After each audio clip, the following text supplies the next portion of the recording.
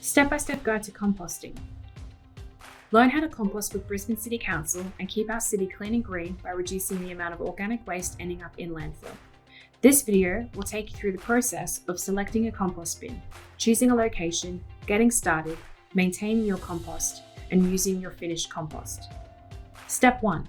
Selecting a compost bin. The first step is selecting your compost bin.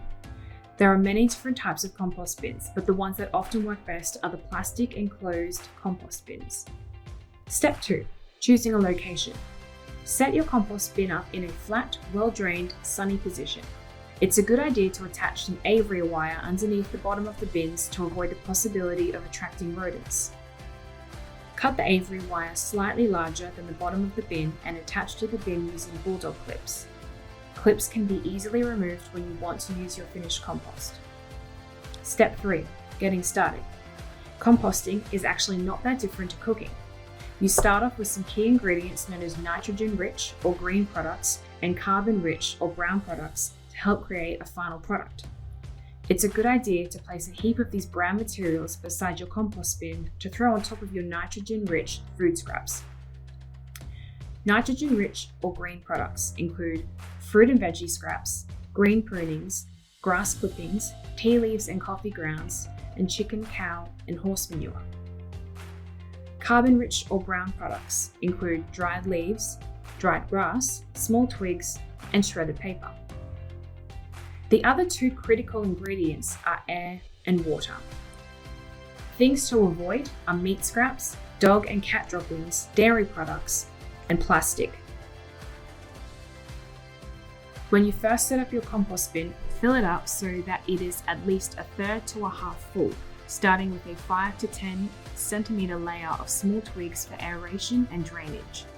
On top of this, add a layer of soil or finished compost to add microorganisms and speed up the process of decomposition.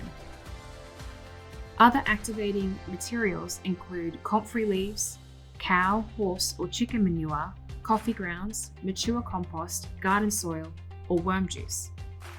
Next, add alternating layers of brown and green materials. Each layer should be about 5 to 10 centimeters thick. Sprinkle layers with water to keep the heat moist.